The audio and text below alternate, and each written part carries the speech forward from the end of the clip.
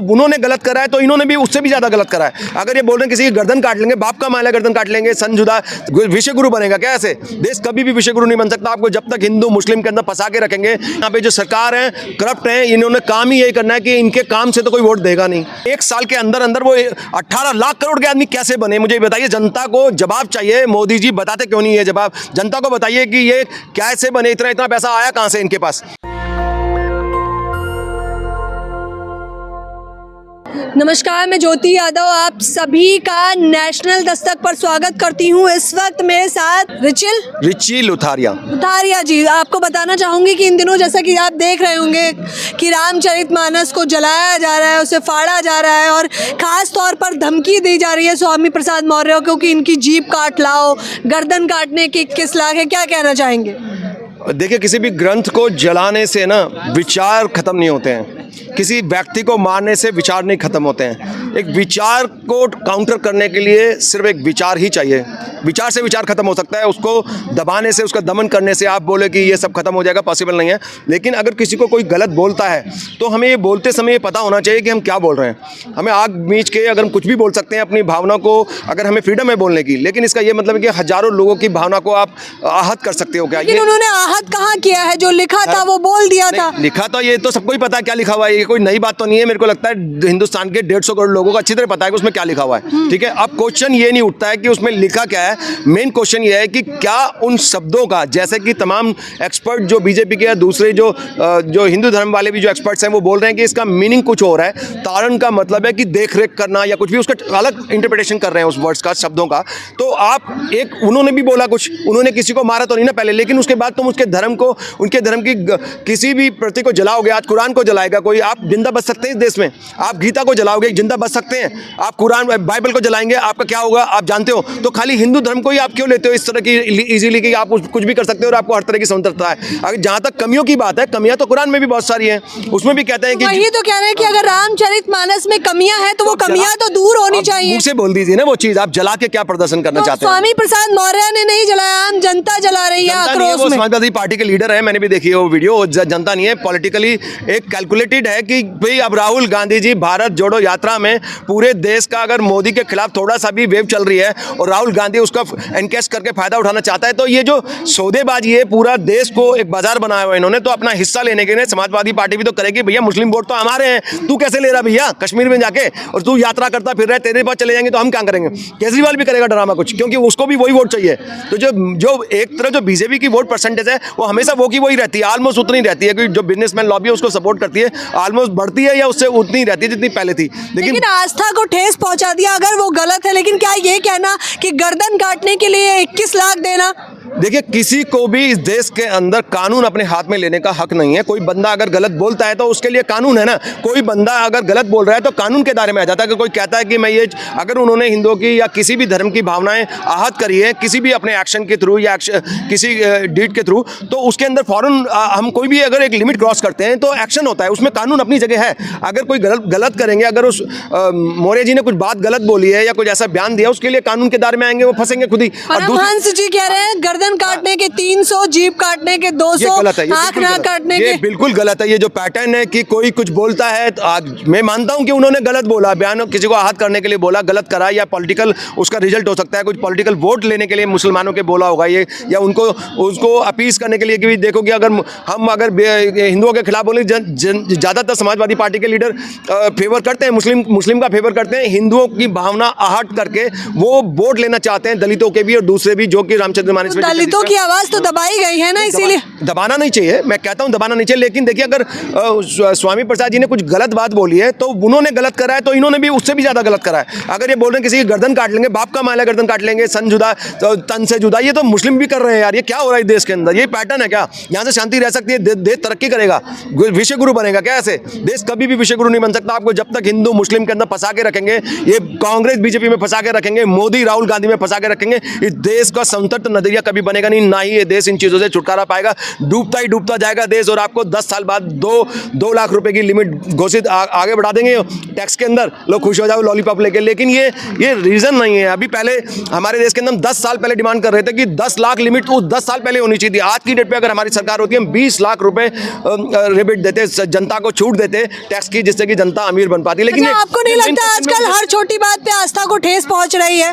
फिर चाहे वो भगवा रंग की बिकनी पहनने की बात हो या रामचरितमानस में जो सच्चाई लिखी थी उसे बताने की बात हो। देखिए, जहाँ तक पठान की बात है वो एक कैलकुलेटेड था सारा कुछ, पूरा का पूरा। अगर आप देखते हैं कि अभी जो नया जो थ्योरी आई है पठान के बारे में, वो ये आई है कि ये पूरे के पूरे जो जिस तरह से इन्होंने उसमें जो रॉ का जो ऑफिसर था उसको तो क्रिमिनल दिखा दिया, विलेन दिखा दिया, और जो पाकिस्तान की ISI की एजेंट है उसको देश को बचाते हुए दिखाया पठान के साथ में। तो ये उससे मैसेज जाता है कि ये जो पाकिस्तान तो हमें बचाना चाहता है, जबकि हमारे रॉ वाले हमारे देश के दुश्मन है। ये बिल्कुल उल्टी थ्योरी है। जबकि रॉ के जो एजेंट होते हैं अपनी जान तक दे देते हैं। इनकी मौत कब होती है सरकार क्लेम भी नहीं कर पाती है इनकी बॉडी को। जो जासूस होते हैं, सैनिकों को तो फिर भी सम्मान मिल जाता है, उनको सही से सम्मान दे दिया जाता है मरने के बाद। इनको तो बेचारों को पूछा भी नहीं जाता, इतने देशभक्त लोग होते हैं। ये थ्योरी पूरी की पूरी पलटी गई है, जबकि गलत दिखाया गया है। थ्योरी के अंदर जो नई थ्योरी है उसके अंदर ये बताया गया है कि पठान एक प्रोपेगेंडा मूवी है, और इसके अंदर पूरी की पूरी सच्चाई को झूठ बताया गया। और ये बताया गया कि जो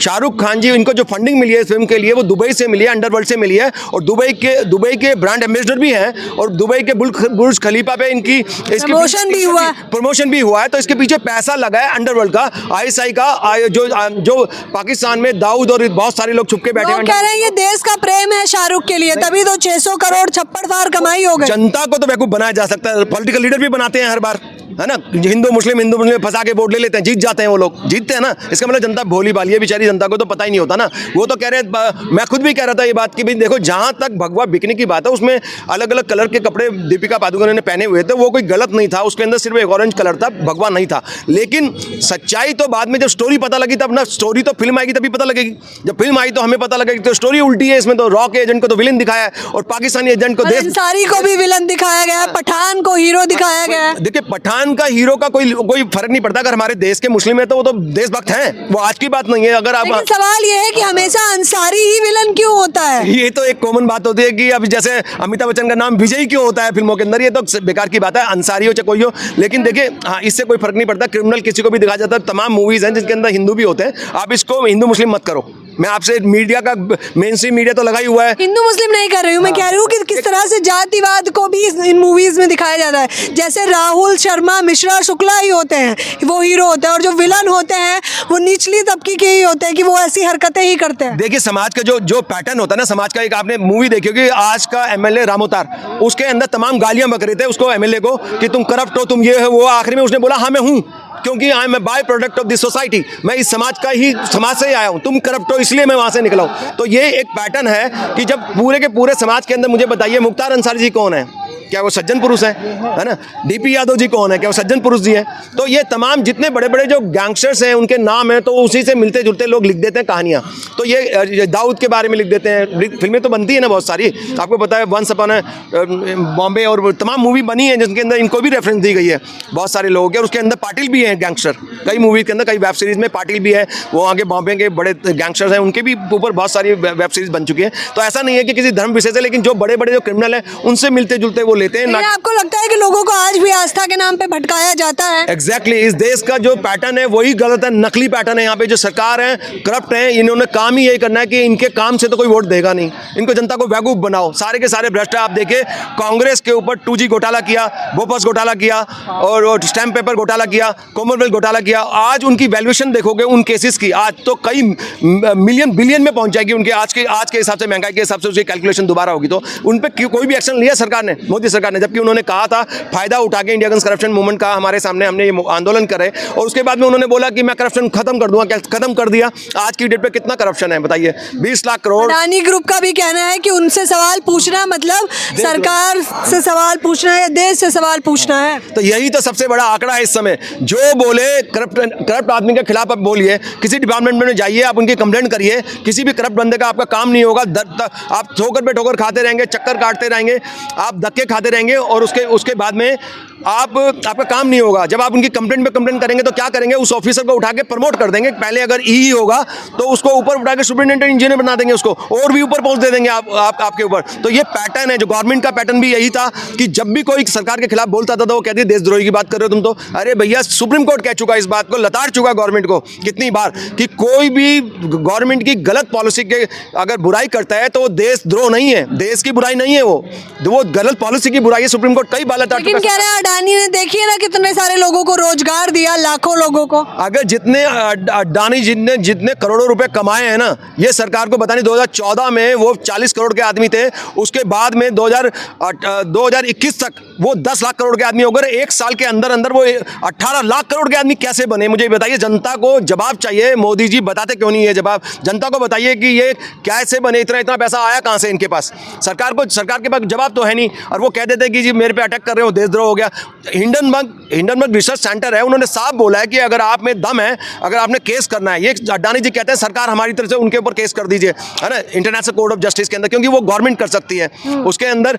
वो नहीं कर सकते, पर्टिकुलर इंडिविजुअल नहीं कर सकते उसके अंदर, ये कानून है उसमें, इंटरनेशनल कोर्ट ऑफ जस्टिस में। सो एक स्टेट कर सकती है। तो अब इसके अंदर वो कहते हैं, हिंडनबर्ग कहते हैं कि अगर आपने केस करना है तो हमारे देश में आगे करिए, हम ऐसे ऐसे क्वेश्चन पूछेंगे जो आपने 88 जवाब दिए उल्टे सीधे। हमने बोला कि रात हो रही है, आप बोल रहे हो दिन हो रहा है, जो मर्जी जवाब दे दो। जवाब तो कुछ भी दे सकते हो ना आप, उसका जवाब सही होना चाहिए। कह रहा मैं आपसे डॉक्यूमेंट मांगेंगे, अगर आप में दम है तो दे के दिखाइए। जनता को जवाब चाहिए, जाहिर तौर पर जुमला नहीं। जुमले बहुत हो गए हैं, विकास हो जाएगा तो बेहतर रहेगा, देश की आम जनता का भला हो जाएगा। आप लोग क्या कहेंगे इस बारे में हमें बताना बिल्कुल ना भूलें। मेरे साथ बने रहने के लिए आपका बेहद शुक्रिया। नेशनल दस्तक की आपसे गुजारिश है कि अगर इसको बचाना चाहते हैं तो नेशनल दस्तक को सब्सक्राइब करने के लिए रेड कलर के सब्सक्राइब बटन को दबाएं, फिर बेल आइकन की घंटी दबाएं। नेशनल दस्तक को बचाने के लिए बहुत जरूरी है कि हर खबर को शेयर करें, लाइक करें, कमेंट जरूर करें।